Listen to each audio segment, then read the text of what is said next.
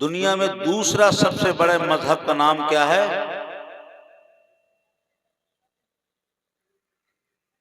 ले ये हाल है इस कौम का। कारी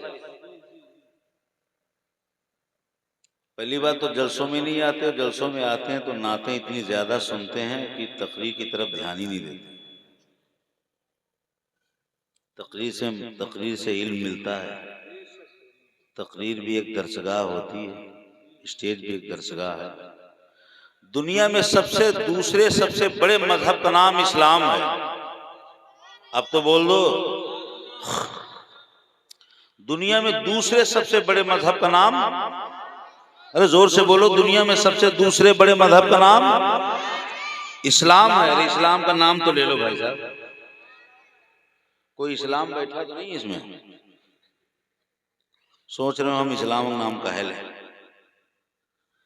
दुनिया में दूसरे सबसे बड़े मजहब का नाम इस्लाम है। तो आप कहोगे मौलाना लियाकत साहब, दुनिया में सबसे पहले मजहब का नाम क्या है? सबसे पहला बड़ा मजहब, सबसे बड़ा ईसाईयत है, क्रिश्चियन। सुना है अपने नाम कभी?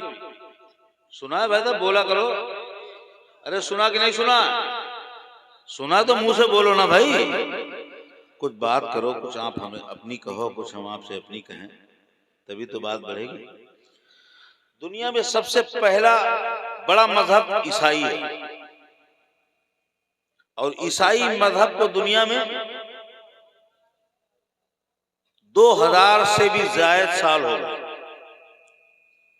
ईसाई मजहब को दुनिया में 2000 साल से भी ज्यादा आए हुए हो। किसी मजहब को 5000 साल हो गए, किसी मजहब को 20,000 साल हो गए। कारी साहब, अब मैं नाम नहीं ले रहा हूं, चूंकि नाम लेने की जरूरत नहीं है। मुझे हमें अपने मजहब की बात करनी है कि नहीं? हमें किसी के मजहब पे टीका टिप्पणी नहीं करना है। हमें अपने मजहब को बयान करने से फुर्सत ही नहीं है जो किसी और मजहब को देख सके। है कि नहीं है? समझ रहे हो भाई साहब? पढ़ा रहा हूं, पढ़ लो, या नात ही अच्छी लगती है हम भी पढ़ें। किसी मजहब को 5000 साल हो गए, किसी मजहब को 20,000 साल हो गए,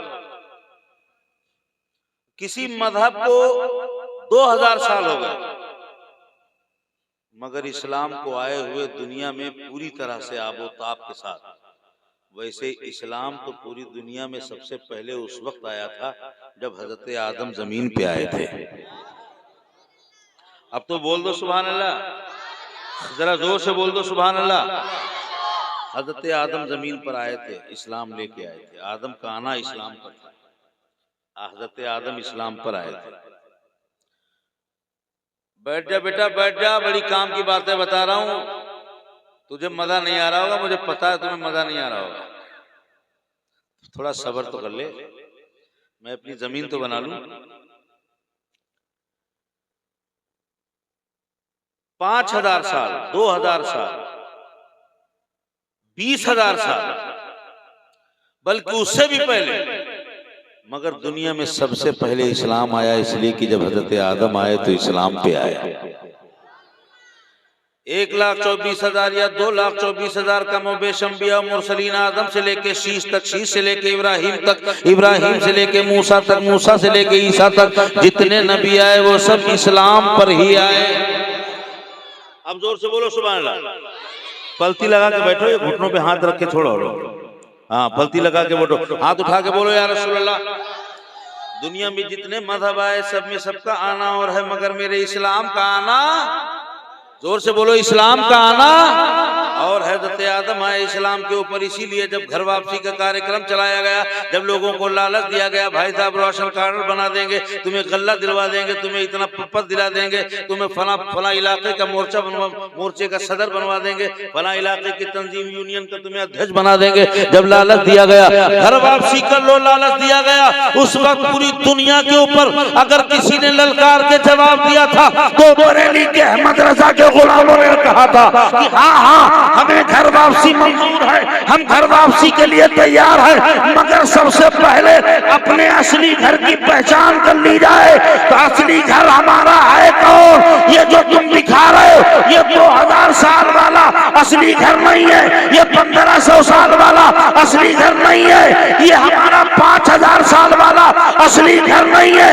अगर हम सबको अपने घर की वापसी करना है तो आओ चले ईमानदारी के साथ, इंसाफ के साथ अपने असली घर को पहचान ले। हमारा असली घर ये 2000 साल में आने वाला नहीं है, हमारा असली घर आज से कई हजार साल पहले इस दुनिया पे जब आदम आए थे वो हमारा असली घर है। माशाअल्लाह, नारे तकबीर, नारे रिसालत, मजहबे इस्लाम, मजहबे इस्लाम, नारे तकबीर, नारे रिसालत जिंदाबाद। जब लोगों ने कहा घर वापसी कार्यक्रम कर लो तो हमने कहा जरा असली घर को तो पहचान लो, असली घर को तो पहचान लो जरा, असली घर कौन सा है? कहीं ऐसा तो नहीं तुम कभी किसी डुप्लीकेट घर में लिए जा रहे हो? बोलो भाई, बोला करो, बोला करो, शुरुआत है भी, इंशाल्लाह आगे लुत्फ आएगा। जरा हाथ उठा के बोलो सुभान अल्लाह। हमने कहा असली घर को पहचानो, वो कौन सा है? हमने कहा भाई साहब इस दुनिया में सबसे पहले इंसान आदम आए तो वही तो हमारा असली घर हुआ। आओ आदम के रास्ते पे आ जाओ, आओ असली घर पे आ जाओ। तो पानी पिलवा दो, पानी मंगा दो।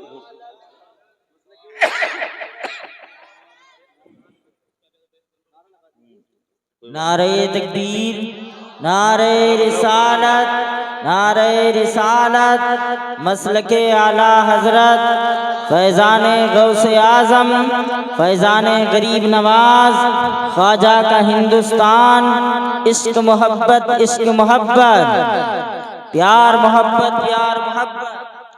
अब देखो असली घर अगर पहचानना है तो हज़रत आदम के घर में आ जाओ।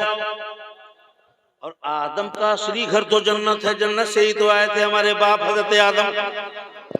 जरा जोर से बोलो, हज़रत आदम का असली घर तो जन्नत ही है। इसीलिए वहाबी का वहाँ किसी काम का नहीं, वहाबी के किसी काम का नहीं, बल्कि नबी के सिवा नबी से जलने वाले दुश्मनों का वहाँ कोई काम नहीं। इसीलिए तो हम लोग सुन्नी स्टेजों पर बड़ा फख्र से पढ़ते हैं कि तुझसे और जन्नत से क्या मतलब वहाबी दूर हो, हम रसूलुल्लाह के जन्नत रसूल। जिंदाबाद, जिंदाबाद, जिंदाबाद। हद से ज्यादा मैं नारे तकबीर, नारे रिसालत, मसलके आला हजरत। जख्मी गले पड़े हैं, कोई 18 दिन से है तो कोई 36 दिन से है। कोई बात नहीं, बहुत तेजी से खींच रहा है। पानी ले लो, पानी एक घूंट। चलो बातों पे ध्यान दो, मैं जो बोल रहा हूं उस पे ध्यान दो। इंसान के अंदर सच की तलाश होती है। आपका मन भी चाहता है सच्चाई पे कौन है लाओ उधर ही जाएं, होता है कि नहीं होता? तो बोला ना करो भाई, बोला करो। सच की तलाश की ख्वाहिश सबके अंदर होती है। इंसान को जब सच की तलाश ज्यादा जोर पर होती है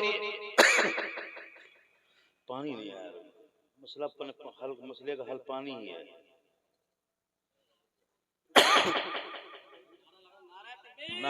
नारे चक्कर मत पड़ो, पानी दे दो 2 घूंट। चाहते आप तो खुद दौड़ के आता पानी, या हुसैन आपकी ठोकर से निकलता पानी। कौन कहता है कि दरिया नहीं पीता पानी, मेरे अब्बास ने दरिया को पिलाया पानी। अजरा मोहब्बत से बोले नारे रिसालत। इतने लोग बैठे हैं, आवाज बुलंद होनी चाहिए। नारे रिसालत, मसलके आला हजरत, नारे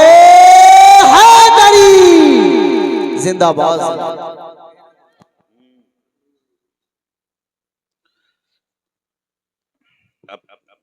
थोड़ा सुकून मिला है। कारी अशहद रज़ा साहब के कहने का मतलब यह था कि बैठते ही माँ गए बैठ के पानी, और देखते देखते आ गया पानी, इनके एक शेर पे आ गया पानी। तो हमारा असली घर कौन है? हजरत आदम का। अगर घर वापसी करना है तो हजरत आदम के घर पे आ जाओ, अगर घर पे वापसी करना है तो सब लोग आ जाओ, हजरत आदम के घर पे चलें। और हजरत आदम के घर पे चलने से कामयाबी है, क्योंकि हजरत आदम का असली घर तो जन्नत है। जोर से बोलो, हजरत आदम का असली घर तो जन्नत है। इसीलिए तो हम लोग पढ़ा करते हैं, तुझसे और जन्नत से क्या मतलब वहाँ भी दूर हो, हम रसूलुल्लाह के, जन्नत रसूलुल्लाह की। अब सच की तलाश में इंसान भटकने चल दिया। लाओ देखे सच कहाँ, हक कहाँ।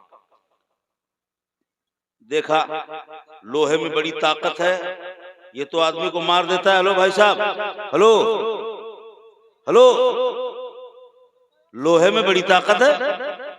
तो इंसान समझ बैठा कि शायद लोहा ही हमारे लिए हक हो। आग दिखी, आग में जलाने की शक्ति, ये इंसान वहां पर भी टिक गया। समंदर, सूरज, बहरों पर खुश्कोतर, पत्थर, जानवर, ये इंसान सच की तलाश में कहां कहां तक नहीं गया। ऐसी जगह पे माथा टेक दिया, बरगद, गाय, पत्थर, समंदर, सूरज, आसमान, कुछ छोड़ा? बोलो, अरे बोलो, कुछ छोड़ा? इस इंसान ने सच की तलाश में अपने माथे को कहां कहां रगड़ा, उन जगहों को भी पूज डाला, उन जगहों को भी हक मान डाला, उन जगहों को भी सच मान लिया जिनका नाम स्टेज पे नहीं लिया जा सकता। ये इंसान सच की तलाश में इस कीमती मुकद्दस पेशानी को कहां कहां ले जाके पटक दिया। बोलो, अरे बोलो, सही कह रहा नहीं कह रहा? तो फिर हाथ उठा के बोलो सुभान अल्लाह, पूरा मजमा बोले सुभान अल्लाह। ये इंसान पेशानी को ले जाके भटकता रहा। उसको किसी ने बता दिया गाय, इसे किसी ने बता दिया पेड़, इसे बता दिया, किसी ने बता दिया आग, पानी, जल थल हवा, आसमान जमीन बुलंदी पस्ती। इस इंसान ने इस कीमती पेशानी को ना जाने कहां कहां ले जाके पटक दिया। हेलो भैया, पलटी मार के बैठे।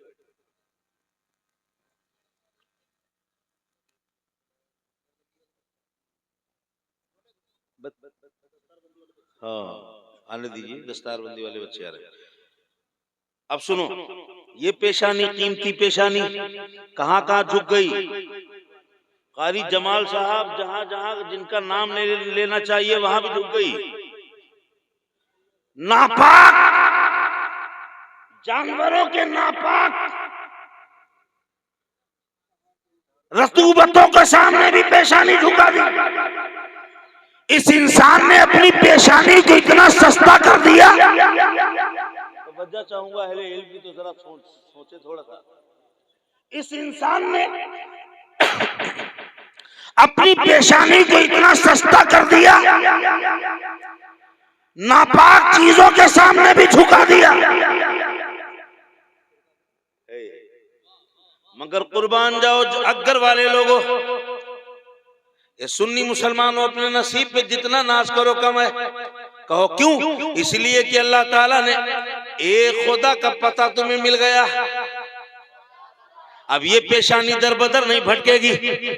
पेड़ के सामने, दरख्त के सामने, सूरज के सामने, आसमान के सामने, जमीन के सामने, पस्ती के सामने, बुलंदी के सामने, पानी के सामने, खुश्की के सामने, तर के सामने, आग के सामने, ये जगह जगह पे पेशानी झुकाने की जरूरत नहीं है। क्यों? इसलिए कि अल्लाह ताला का लाख लाख शुक्र एहसान है कि अल्लाह ताला ने अपने महबूब के जरिए से हम सबको अपना पता बता दिया, अपना पता बता दिया। हमने जान लिया कि हमारा रब अल्लाह है। हमने जान लिया हमारा रब, जोर से बोलो हमारा रब, अरे हाथ उठा के बोलो हमारा रब, अरे अल्लाह का नाम तो जोर से ले लो, हमारा रब। अब ये पेशानी दुनिया भर की तमाम खुराफातों की जगह पे नहीं झुकेगी।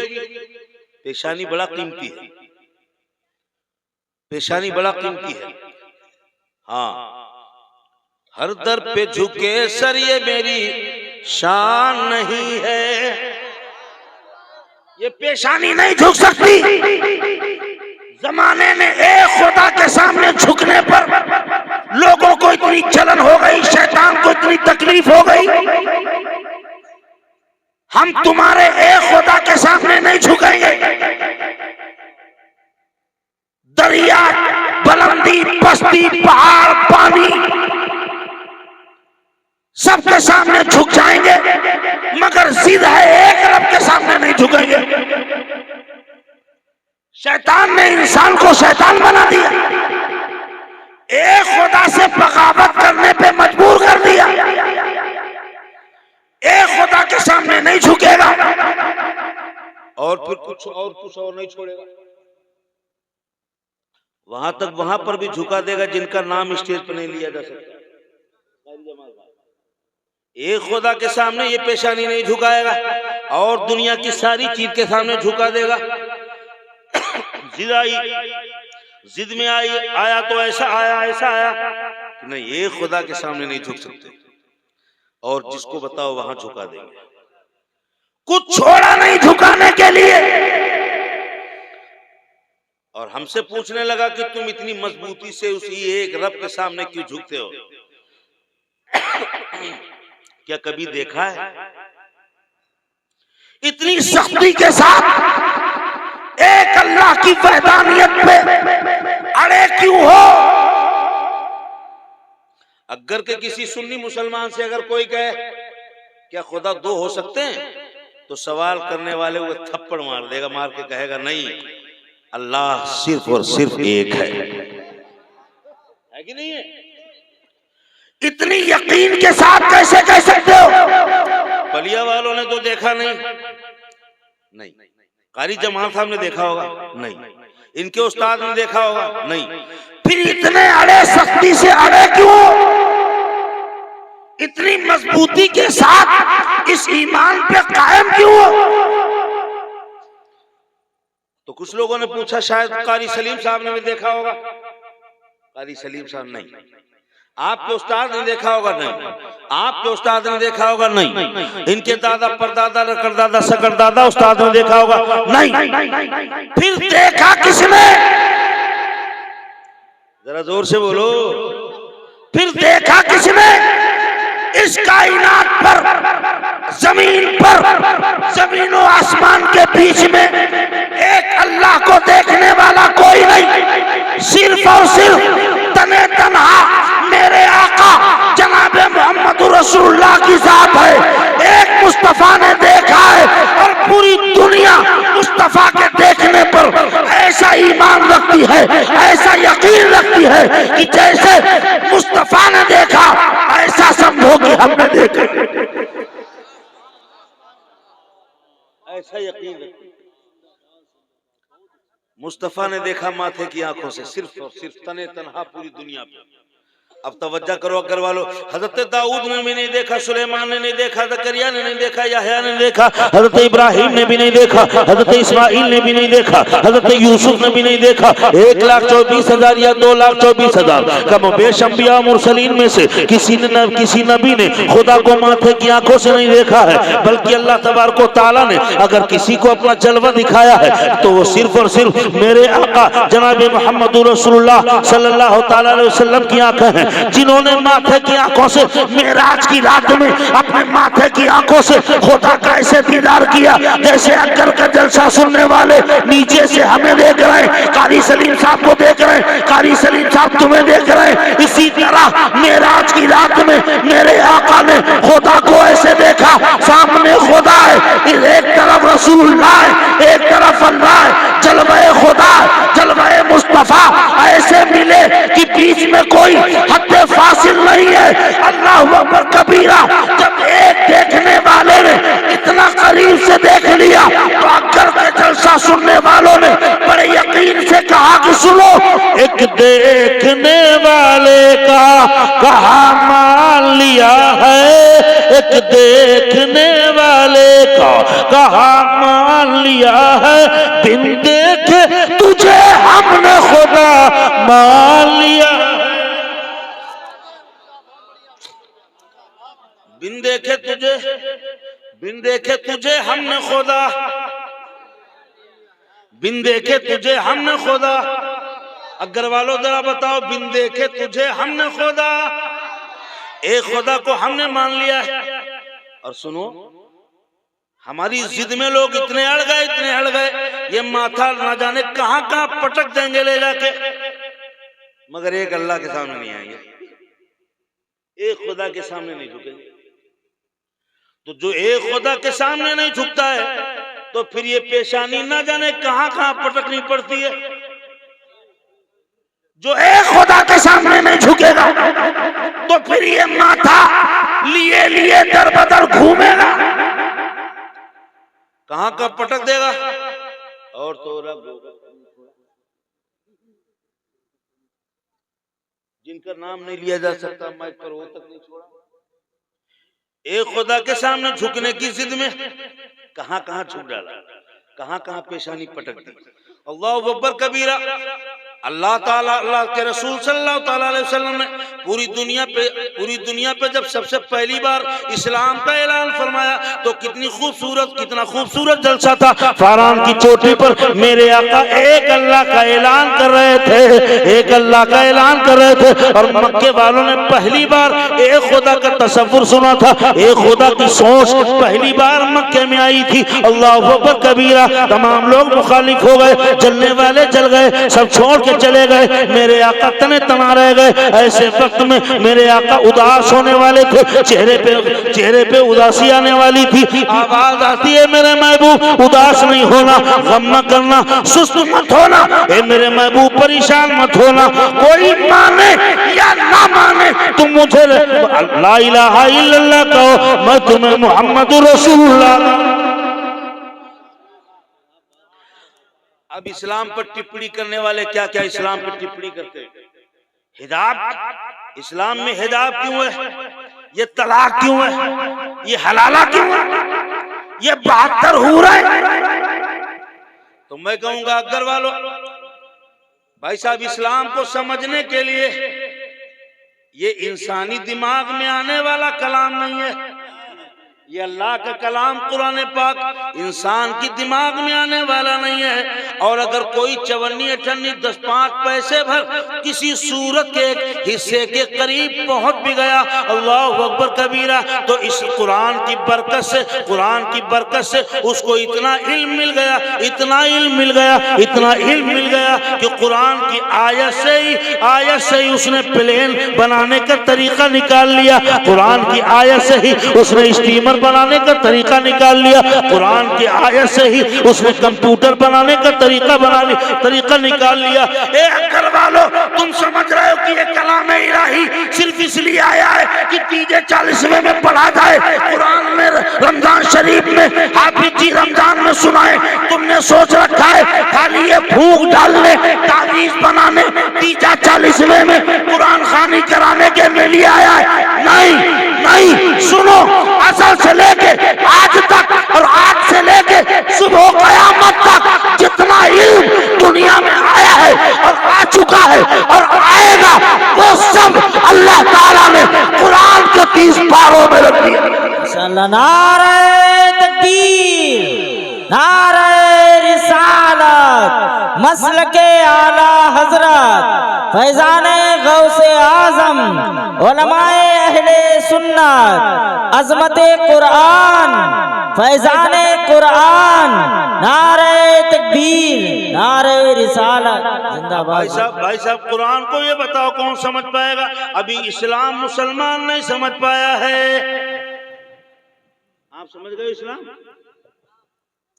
समझ गए? नारे तकबीर, नारे रिसालत, नारे रिसालत, शहजादे गौसे आजम, शहजादे गौसे आजम, शहजादे गौसे आजम, शहजादे गौसे आजम, औलादे रसूल, नारे तकबीर, नारे रिसालत, नारे रिसालत, नारे हैदरी, नारे हैदरी।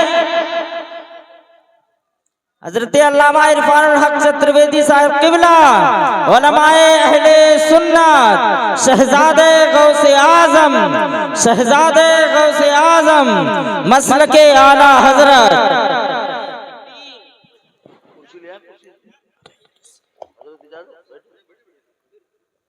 बैठ जाए सुभान अल्लाह, बैठ जाए सुभान अल्लाह। आले रसूल की जलवागरी हो गई है। बैठ जाए सुकून से बैठ जाए। थोड़ी देर मेरी तकरीर सुन ले, उसके बाद अल्लामा इरफानुल हक साहब आएंगे।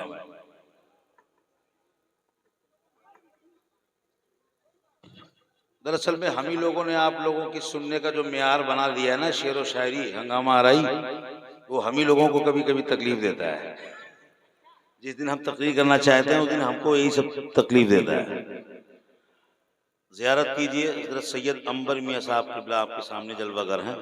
बड़ा पाक और मुक़द्दस ख़ानदान है, आले रसूल हैं और महाराजा शरीफ के रिश्तेदार हैं, बिलग्राम शरीफ के रिश्तेदार हैं, सीतापुर में आपको मस्कन शरीफ है और बहुत आले रसूल। चेहरा ही दूर से बोल देता है कि आले रसूल है कि नहीं है? तो जरा जोर से हाथ उठा के बोले या रसूलल्लाह, बुलंद आवाज से बोले या रसूलल्लाह। अब देखो कुरान को कौन समझ पाएगा भाई साहब? इस्लाम को आप समझे हो? बोलो बोलो, इस्लाम समझ गए पूरा? अब जब इस्लाम को मुसलमान नहीं समझ पाया तो ये बताओ किसी गैर से क्या शिकवा किया जाए? किसी दूसरे से क्या शिकवा किया जाए? अब वो टीवी पर जो एंकर आता है जो तलाक तलाक तलाक तलाक, ये हलाला हलाला निकाह निकाह, ये सब टीवी के ऊपर उल्टी सीधी बकवास करता है। ये क्यों करता है? इसलिए कि अभी इस्लाम को मुकम्मल मुसलमान ही नहीं समझ पाया है। मैं दावा करता हूं, करके सुननी हो,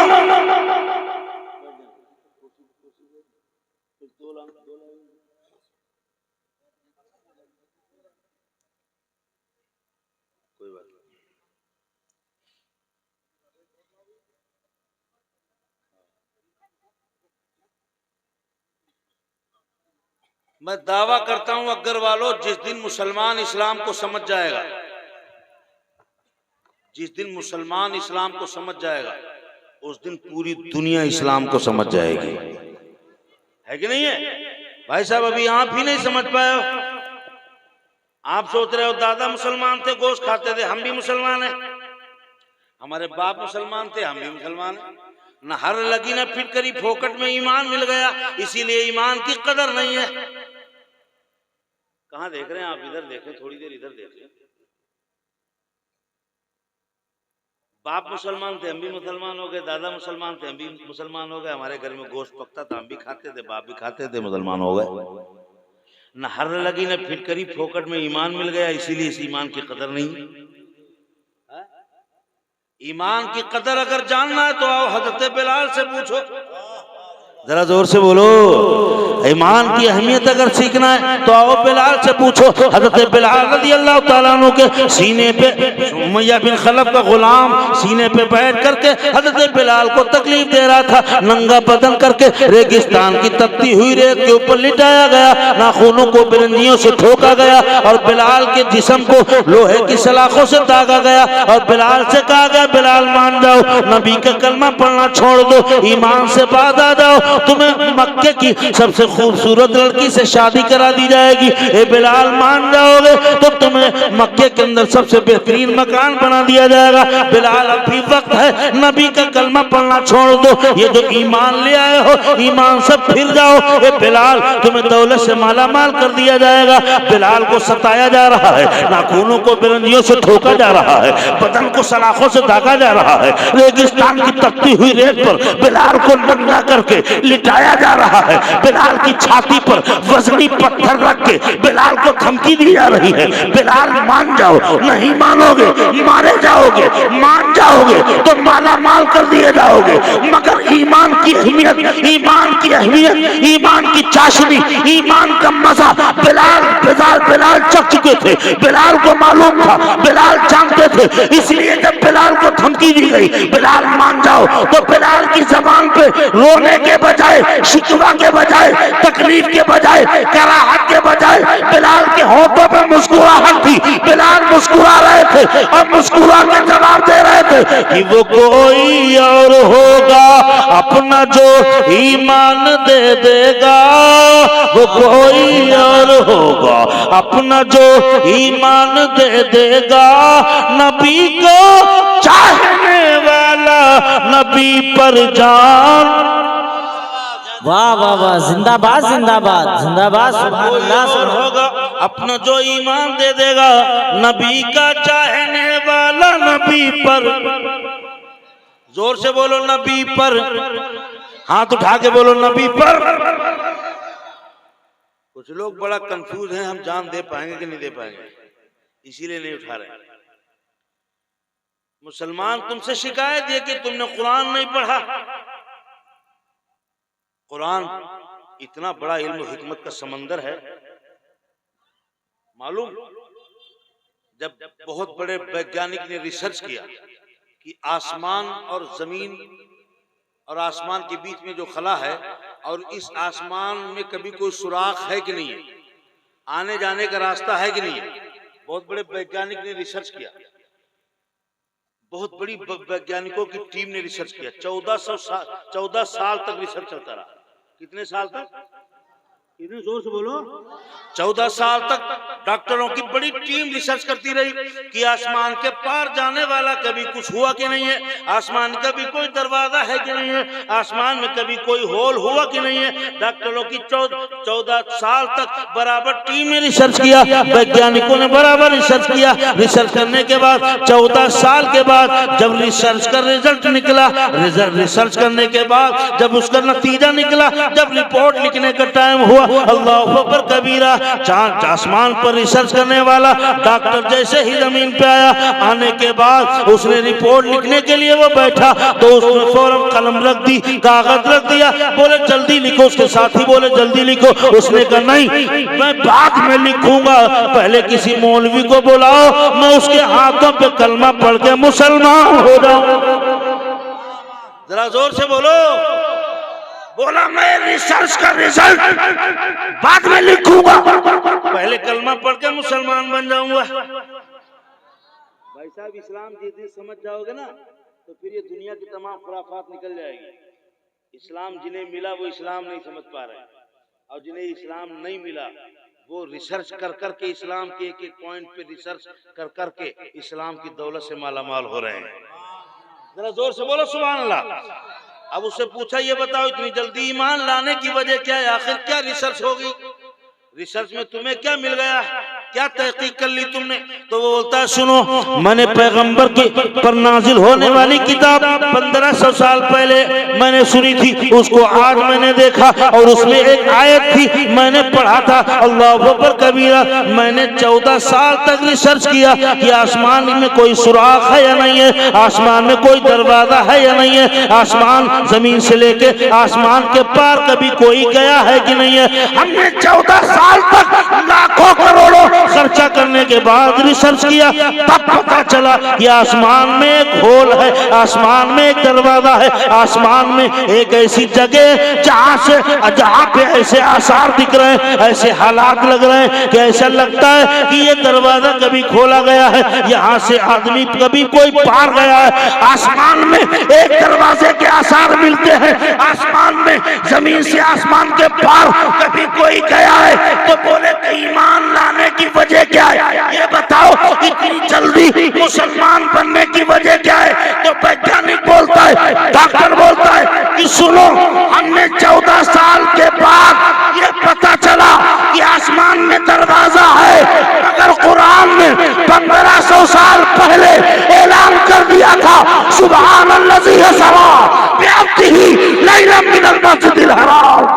माशाअल्लाह, नारे तकबीर, नारे रिसालत, उलमाए अहले सुन्नत, मसलके आला हजरत, नारे तकबीर, नारे रिसालत। बोले हमने तो 14 साल की मेहनत के बाद पता चला, मगर कुरान ने 1500 साल पहले कह दिया। पाक है वो जात जो अपने बंदे को ले गया रातों रात। जोर से बोलो, हाथ उठा के बोलो। यानी मेरे आका को अल्लाह ताला ने मेराज कराई। मेराज की रात में आसमान का दरवाजा खोला गया, जिसके आसार 14 साल रिसर्च करने के बाद वैज्ञानिकों को पता चल गया कि आसमान में जमीन से कोई ऊपर गया है। जरा जोर से बोलो सुभान अल्लाह। ये वहाबी चपड़कनाती नबी की मेराज को नहीं मानता है, तराश करता है, यहाँ तक गए वहां तक गए। हमने कहा सुन, तुझसे अच्छे हैं वो वैज्ञानिक जिन्होंने रिसर्च करके जान लिया कि मुस्तफा जाने रहमत मक्के से लेके हजरत मक्के से लेके उम्मे हानी के घर से मेराज अर्श तक और अर्श पे जाके खुदा से मुलाकात तक मेरे आका गए आए जमीन पर और उम्मत के लिए 5 वक्त की नमाज भी लाई। ये वहाबी इतराज करता है। अब सुनो, आप अपने इस्लाम को आप ही नहीं जानते भाई साहब, इसीलिए तो दुनिया वाले जिसके मुंह में जो भी आता है वो बक देता है। रसूलुल्लाह सल्लल्लाहु ताला अलैहि वसल्लम ने हजरत आयशा सिद्दीक़ा से निकाह किया। इतनी उम्र थी, बहुत बड़ी बहस बना के सरकार नबी करीम सल्लल्लाहु ताला अलैहि वसल्लम की सीरत पाक को जख्मी करने की कोशिश की। ना जाने कैसी कैसी फटियां कसी, कैसे कैसे जुमले। सोशल मीडिया ये जो 1.5 GB दे रहा है ना जियो वाला, इसमें इनको खूब मौका मिल गया। एक आदमी कैमरा लिए और दूसरा आदमी भाग भाग उल्टा सीधा गंदगी मुंह से निकाल रहा है इस्लाम के बारे में। इन्हें शऊर नहीं, इन्होंने मुस्तफ़ा को करीब से देखा नहीं, तो इनके अंदर इतनी नफरत है। नफरत में इनका इंसाफ और इनके ईमान और ये सब निकल गया। इन्हें तो बस उल्टा सीधा बकना है। मेरे आका की जिंदगी को अगर करीब से देखेगा तो कसम खुदा की रह नहीं पाएगा बगैर कलमा पढ़ के मुसलमान हुए, बगैर मुसलमान हुए रह नहीं पाएगा। मुस्तफा की जिंदगी को अगर देख लेगा। मेरे आका ने बेशक हजरत आयशा सिद्दीक़ा से निकाह किया। यही एक कमसिन मेरे आका की, हम सबकी अम्मी जान सबसे कमसिन अम्मी जान है। मेरे आका ने कमसिनी की उम्र में निकाह फरमाया, अल्लाहु अकबर कबीरा। मगर बाकी जितनी बीवियां हैं, आओ देखो मेरे आका ने उन सबको समाज की धुतकारी हुई, समाज की फिटकारी हुई, समाज बेवाओं को बड़ी बड़ी अजीब नजरों से देख रहा था। समाज के अंदर बेवाओं को ना जाने कितना मनहूस समझा जा रहा था। उस जमाने में ये हाल था कि सुबह सुबह अल्लामा मुश्ताक साहब किबला सुबह सुबह बेवा पर नजर पड़ जाती थी। लोग कहते थे दिन भर कोई काम नहीं बनेगा, मनहूस है बेवा, ये विधवा मनहूस है, इसको सुबह सुबह देख लिया है। यानी बेवाओं से नफरत की जाती थी। अल्लाह अकबर कबीरा। ऐसे वक्त में मेरे आका ने मक्के की सरजमीन पर तमाम विधवाओं को, तमाम बेवाओं गुलामों को अपने निकाह में ला करके उनको इज्जत बख्शी और उनको मोमिनीन की मां बना दिया। क्या मतलब? ऐ लोगों, तुम जिनको अभागन समझते हो, मोहम्मद अरबी उन सबको सुहागन बनाता है। ये इस्लाम को क्या समझा? इस्लाम को समझने के लिए भाई साहब, अभी जब मुसलमान नहीं समझ पाया, मौलाना नहीं समझ पाया, तुम्हारी क्या बात है? नहीं कह रहा हूं, आज नहीं समझ पाया अभी इस्लाम क्या है। अल्लाहु अकबर कबीरा। इस्लाम के एक एक एक्टिविटीज में इतना जूस भरा है, एक एक रुकन में वाजिबात, मुस्तहिब्बात, एक एक मुस्तफा जाने रहमत ने जो जो फरमाया उसमें इतना जूस भरा है, इतनी हिकमतें छिपी हैं। कसम खुदा की अगर वालों, अगर एक एक इस्लाम के रुकन और वाजिब, सजदा करने की खूबी अगर समझ जाओगे, रुकू करने की, ये कानों की लौ तक ये अंगूठा टच करने में क्या हिकमतें बालिगा है, ये नाफ के नीचे हाथ बंधाने में इस्लाम क्यों जोर दे रहा है, ये चौथाई सर का मसा इस्लाम क्यों करा रहा है। एक एक एक्टिविटीज का अगर उसके अंदर की छिपी हुई हिकमतें और राज से वाकिफ हो जाओगे तो कसम खुदा की इस्लाम के दीवाने हो जाओगे। अल्लाह के दरबार में सजदे में सिर रख के शुक्र अदा करोगे, मेरे रब तेरा लाख लाख शुक्र एहसान है कि तूने हम सबको इस्लाम अता फरमाया। अगर जान जाओगे तो मस्जिद में जाके शुक्र अदा करो कि तूने मुझे इस्लाम अता फरमाया। अल्लाहु अकबर कबीरा। अब आओ देखो, आगे रमजान आ रहा है, ये रोजा, बस आखिरी बात है। अल्लामा मुश्ताक साहब, मैं एक अजीब तकरीर करने की पहल किया हूँ आज, तो गांव के अवाम में अक्सर नहीं पसंद करते हैं, शेर व शायरी में हंगामा होता है, लेकिन मैं कोशिश कर रहा हूँ इस्लाम समझा। ये जो इस्लाम से नफरतें बढ़ रही है ना, तो कम से कम आप अपने अंदर से ढुलमुल ना हो जाएं, आप अड़े रहें और आप कहते रहें ला इलाहा इल्लल्लाह मुहम्मदुर रसूल। आसमान पे जब गई वैज्ञानिकों की टीम चांद पर, अब तो चांद पर पता लगा ना, अभी आसमान चांद पर गई थी एक टीम, अभी जल्दी गई थी कि नहीं गई थी? चंद्रयान, क्या गए थे कि नहीं गए थे? अब वो पहुंचे नहीं पहुंचे, कामयाब हुए नहीं हुए, वो तो बात की बात है, लेकिन इससे पहले भी एक टीम गई। उससे पूछा गया, ये बताओ अगर तुम्हारा लैपटॉप फेल हो जाए, कंप्यूटर फेल हो जाए, मोबाइल साथ छोड़ दे, बैटरी डिस्चार्ज हो जाए, जमीन का कोई यंत्र तंत्र मंत्र, कोई आला, कोई टेक्नोलॉजी अगर चांद पर कोई काम न करे, तो ये बताओ कैसे पता चलेगा कि अगर में इस वक्त जोहर का टाइम हुआ होगा? कैसे जानोगे कि लखीमपुर में इस वक्त असर का टाइम होगा? लैपटॉप फेल हो जाए, कंप्यूटर फेल हो जाए, घड़ी फेल हो जाए, मोबाइल डिस्चार्ज हो जाए, तो कैसे पता चलेगा कि मौलाना मुश्ताक साहब के मदरसे में जलसा हो रहा है, सैयद अंबर मियां साहब बैठे हुए, कारी सलीम साहब, कारी जमाल साहब, मौलाना मुश्ताक साहब भी सरपरस्ती कर रहे हैं, कैसे पता चलेगा? दुनिया इतनी आगे निकल गई भाई साहब, चांद पर मकान बनाने की तैयारी हो रही है। अगर वालों कहीं पीछे न रह जाना प्लाट लेने में, है? अच्छा, चांद पर अगर प्लाट की बिक्री हो तो कितने आदमी लेंगे? प्लाट बिकने वाले हैं थोड़े दिन बाद। हाँ, चांद पर मकान बनाने की तैयारी हो रही है, इंसान बसाने की प्लानिंग हो रही है, रिसर्च हो रहा है, तहकीकें हो रही हैं, कई मुल्कों में हो रही है, अलग अलग टीमें कर रही हैं। आज चांद पर जाने वाली टीम से पूछा गया, ये बताओ सारा यंत्र तंत्र मंत्र, सारी टेक्नोलॉजी अगर फेल हो जाए तो ये कैसे पता चलेगा कि जमीन पर इस वक्त इतना टाइम हुआ होगा? तो कहा सुनो, दुनिया की सारी चीज फेल हो जाए मगर एक ऐसी आवाज है जिससे हम सबको पता चल जाता है कि इस वक्त जमीन पर असर का टाइम हुआ है, मगरिब का टाइम हुआ है, अब ईशा का टाइम हुआ है, अब फजर का टाइम हुआ है। बोले कैसे पता चलता है? तो कहा सुनो, दुनिया की कोई आवाज चांद पे नहीं पहुंचती है मगर अजान की आवाज चांद पर भी पहुंचती है। जरा जोर से बोलो सुभान अल्लाह।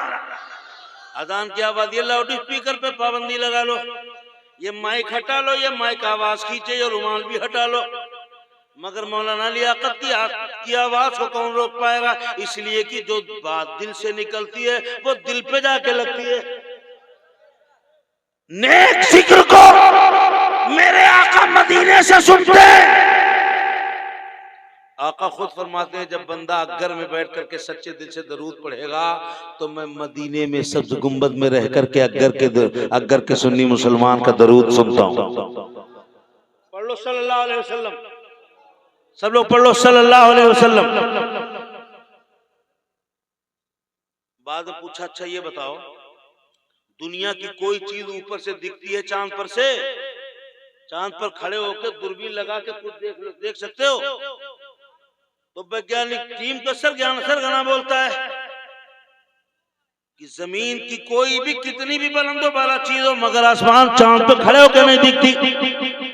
का ये बताओ हिमालय पहाड़ की चोटी बोले वो भी नहीं दिखती, अमेरिका का वर्ल्ड ट्रेड सेंटर का वो भी नहीं दिखता, का टावर हाउस का वो भी नहीं दिखता, पावर हाउस कुछ भी नहीं दिखता। जमीन की कोई बुलंदो बाला चीज चांद पे खड़े होने के बाद जमीन का एक हिस्सा भी नहीं दिखता। तो कहा कि फिर कुछ तो दिखता होगा, दूरबीन से दिखता होगा, आपके जदीद टेक्नोलॉजी किसी और आले से दिखता होगा। तो वैज्ञानिकों की टीम का सरगना बोलता है कुछ भी नहीं दिखता है मगर हाँ दो जगहों का उजाला चांद पर भी देखा जाता है। कहा वो तो दो जगह कौन है? तो वैज्ञानिक बोलता है कहा एक रोज़ा रसूलुल्लाह है, दूसरा काबतुल्लाह। दो जगहों का उजाला चांद पर से भी देखा जा सकता है। सुभान अल्लाह सुभान अल्लाह। अभी एक डॉक्टर ने रिसर्च किया रोजे पर, ये साल भर में रोजा क्यों रखने को कहा गया? 11 महीने खाना खाओ और 1 महीने ना खाओ, इससे क्या फायदा है? रात में खूब खाओ और दिन में ना खाओ। आखिर इस्लाम ने ऐसा क्यों करा है? और वो भी बहुत फर्ज है। अगर वाला कौन कौन रखेगा? जरा हाथ उठा के बताए रोजा कौन कौन रखेगा? अरे कम से कम शान से उठा दो, कौन कौन रखेगा रोजा? सुभान अल्लाह। नियत कर लिया आपने, अल्लाह ताला इंशाल्लाह कामयाब करेगा आपको। एक डॉक्टर ने रिसर्च किया ये 1 महीना भूखा क्यों रखा गया दिन में? इस्लाम में 1 महीना भूखा रखने का हुक्म क्यों है? बस 2 मिनट की बात है ये। 1 महीना भूखा रखने का हुक्म क्यों दिया गया? तो एक डॉक्टर ने रिसर्च किया, 13 महीने तक मुसलसल रिसर्च चला। कितने दिन तक? कितने दिन तक? अरे जोर से बोलो, कितने दिन तक? 13 महीने तक बराबर रिसर्च करता रहा। 13वें महीने के बाद जब वो अपनी रिसर्च मुकम्मल किया, अपनी तहकीक मुकम्मल किया, अल्लाहु अकबर कबीरा, तो रिसर्च की रिपोर्ट लिखने से पहले कलमा पढ़ करके मुसलमान हो गए। पूछा इतनी जल्दी क्यों? तो कहने लगा सुनो, मुसलमानों के पास नमाज हज ज़कात कुछ ना हो, खाली रोजा होता तब भी मुसलमान हमेशा के लिए स्वस्थ रहता और सेहतमंद हो जाता। कहा कैसे? कहा कि सुनो 11 महीने हम जब लोग ये चर्बी का खाना, गंदी हवाएं, प्रदूषण, उल्टा सीधे खाने, तले भुने, पाक ना पाक, पसीना वाला। तो अगर सुंदरबल के चौराहे पर बनती हुई जलेबी, 1 किलो जलेबी पर 250 ग्राम धूल, 50 ग्राम मक्खी, ये सब साल भर खाते हैं। खुली दुकान में रखा हुआ समोसा, निकली बस 50 ग्राम धूल आ गई उसी पर।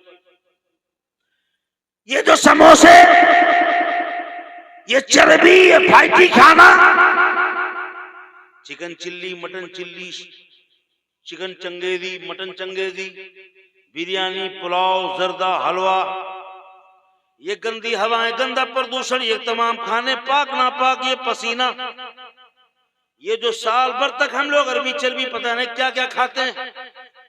तो डॉक्टर लिखता है कि 11 महीने तक हमारा सबका ये खाना रहता है।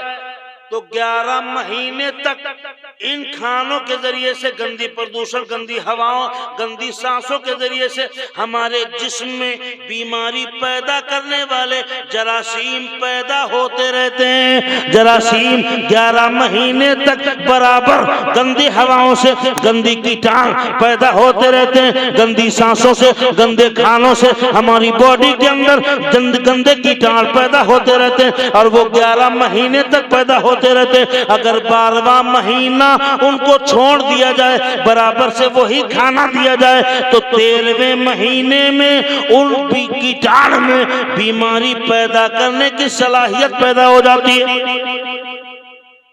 का 12 महीने अगर खाना खाया जाए,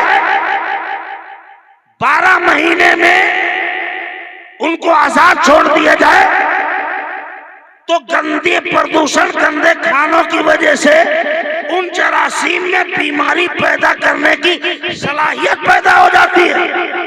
13वें महीने में वो कीटाणु बीमारी पैदा करने के लायक हो जाते हैं। तो डॉक्टर लिखता है कि मैं ये देख के हैरत में पड़ गया कि 11 महीने रब ने खाने की छूट दे दी और 1 महीने दिन में खाने की रोक दिया। क्यों? इसलिए कि तुम्हारी बॉडी में बीमारी पैदा करने वाले कीटाणु जितने पनप रहे थे, अल्लाह ताला ने रोजा रख करके, रोजा दे करके सारे कीटाणुओं को मारने का मौका दे दिया है। 13वें महीने में बंदा ईद के दिन पहली शव्वाल को ऐसा हो जाता है, पाको साफ हो जाता है, बिल्कुल बेऐब हो जाता है।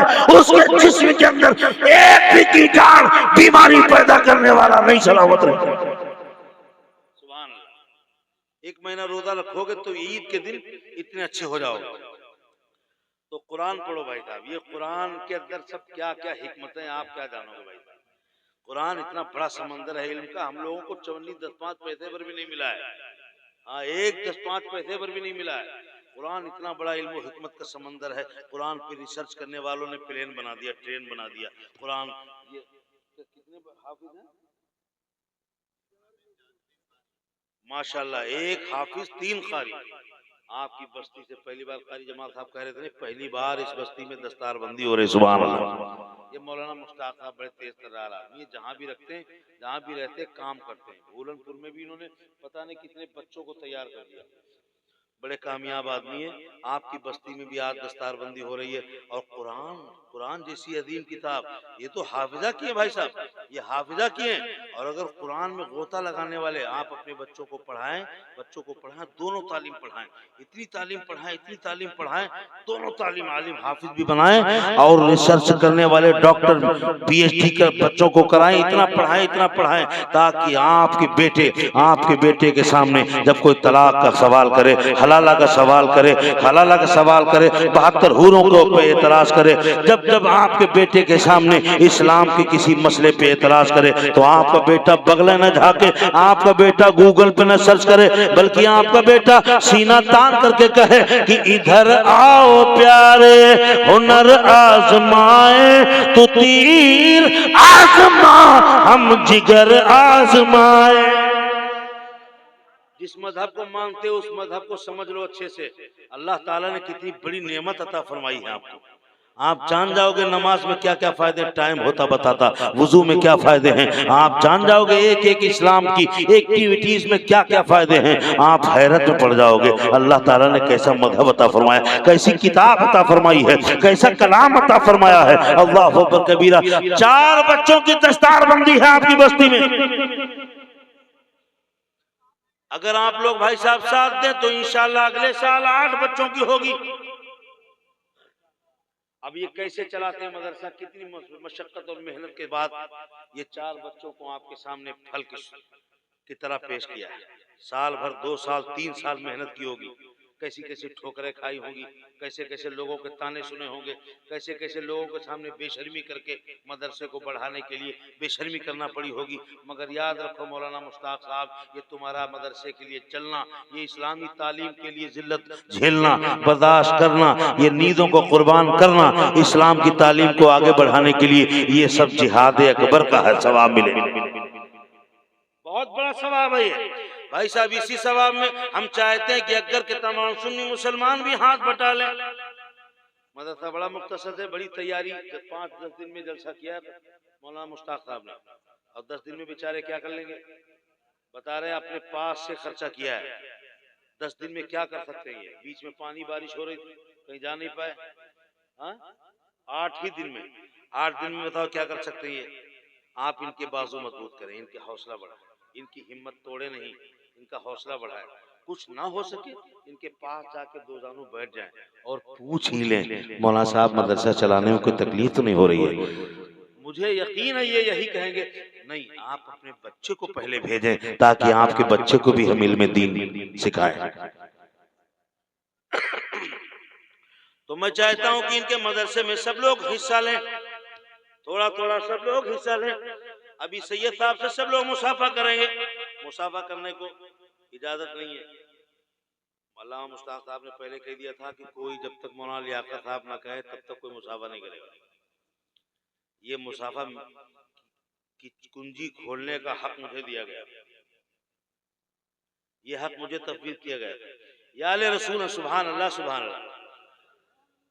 चेहरा बता रहा है कि आले रसूल है, खुशबू बता रही है कि जन्नत के फूल है।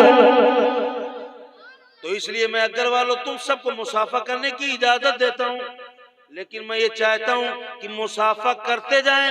अल्लामा मुश्ताक साहब के मदरसे के लिए सैयद साहब के हाथों में कुछ न कुछ देते हुए, ताकि सैयद साहब गवाह हो जाएं कि अगर के फला फला सुन्नी मुसलमान ने रसूलुल्लाह के घर में एक आले रसूल के जरिए से इतना बड़ा हिस्सा लिया था, इतना हिस्सा लिया था। आइए शुरुआत कीजिए, बिस्मिल्लाह पढ़िए और सैयद साहब से मुसाफा कीजिए और मुसाफा करके अल्लामा मुश्ताक साहब के मदरसे में हिस्सा लीजिए। माशाअल्लाह। अच्छा, अल्लामा इरफानुल हक साहब चतुर्वेदी ने सबसे पहले ले मीरे कारवां ने जब शुरुआत कर दी तो अब क्या हाल होगा? एक एक करके आइए, भीड़ मत लगाइए, जिसके हाथ में जो भी हो मुसाफा कीजिए और मेरे मदरसे की नियत से मदरसे में फौरन बैठ जाए, डिस्टर्ब भी न करें। अभी दस्तारबंदी होगी और दस्तारबंदी के बाद अल्लामा इरफानुल हक साहब चतुर्वेदी का खिताब होगा। आ जाए, एक बच्चा भी इंशाल्लाह मायूस नहीं होगा। लेके आ जाओ, सैयद साहब के हाथों पे मुसाफा करो और कुछ न कुछ इस मदरसे के लिए। क्या नाम है अल्लामा मुश्ताक साहब? क्या नाम है मदरसे का? मदरसा फैजान मुस्तफा। सुभान अल्लाह। मदरसा फैजान, एक बच्चा इंशाल्लाह मायूस नहीं होगा, एक बच्चा मुसाफा करेगा। कुछ भी लेकर के आ जाइए, मुसाफा कीजिए हजरत के हाथों पे। कुछ भी लेके आइए, खाली मुसाफा मत कीजिए, कुछ लेके आइए ताकि सैयद साहब को आ जाए। और दोनों तरफ वो भी हजरत सैयद हैं, हजरत रसूल हैं, हजरत से भी मुसाफा करें, दोनों तरफ मुसाफा करें। माशाअल्लाह।